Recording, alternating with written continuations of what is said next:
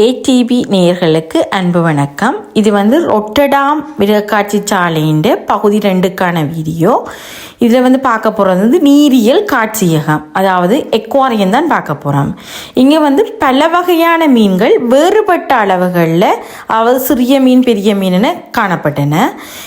இங்கே வித்தியாசமான பாறைகள் வேறு வேறு நிறங்களிலும் காணப்பட்டன.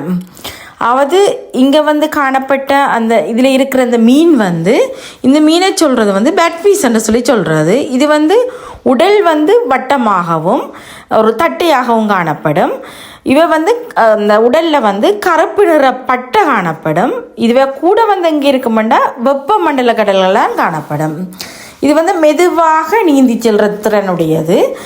இவை தன் பாதுகாப்புக்காக சில இனங்கள் மட்டும் ஒரு நிறத்தை மாற்றக்கூடிய தன்மை உடையவை. கூட எங்கே இருக்குமென்னு சொன்னால் ஆழமான கடல் பகுதி, ஆழமற்ற கடற்பகுதிகள் மற்ற பாறைகளுக்கு இடையில் காணக்கூடிய மீன்கள். இந்த மீன்கள் பல வகையான சைஸ்களில் காணப்பட்டன. அதாவது பெரிய மீன் சிறிய மீன் எல்லா அளவுகள்லையும் காணக்கூடியது மாதிரி இருந்தது. அங்கே இந்த எக்வாரியம் அந்த மிருகக்காட்சி சாலையில் தனக்கான ஒரு தனி இடத்தை பிடிச்சு வச்சிருக்குது. அடுத்து பார்க்க போகிறது ஜெல்லிஃபிஷ். ஜெல்லிஃபிஷ்ஷை குடை மீன்கள் என்று சொல்கிறது. இதில் நோமலாக எலும்பு மூளை இதயம் ஒன்றும் அதுக்கு இருக்காது. உடம்பு ஒரு குடை வடிவத்தில் இருக்கும். இவை கூட சின்ன மீன்களை தான் தங்களோட உணவாக சாப்பிட்டுக்கொள்ளும். பெரும்பாலும் எங்கே இருக்குமென்னு சொன்னால் பெருங்கடல் பகுதிகளில் தான் காணப்படும். இது கோரல் ரீஃபை பற்றி பார்க்க போகிறோம். அதாவது பவளப்பாறைகள். பவளம்ன்றது உண்மையாக கற்கள் இல்லை. அவ ஆயிரக்கணக்கான சிறிய உயிரினங்கள் சேர்ந்து உருவாக்கப்பட்ட ஒரு உயிருள்ள அமைப்பு தான் பவளம்ன்றது.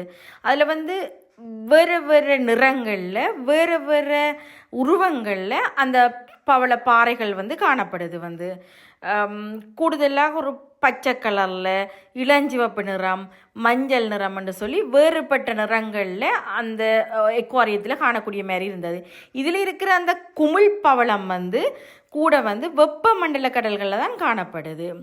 இது மேற்பரப்பில் அந்த குமிழ் போன்ற மென்மையான பகுதி இருப்பதால் தான் அதை குமிழ் பவளம் என்று சொல்லி சொல்கிறது. இங்கே கூட சிறிய மீன்கள் மற்றும் கடல் உயிரினங்கள் வாழக்கூடிய மாதிரி உள்ளது. இதில் இருக்கிற அந்த ப்ளூ ஃபிஷ் இதை என்ன சொல்கிறேன்னா பவுடர் ப்ளூ டேங்க்னு சொல்கிறது. இது உடம்பு ப்ளூவாக இருக்கும்.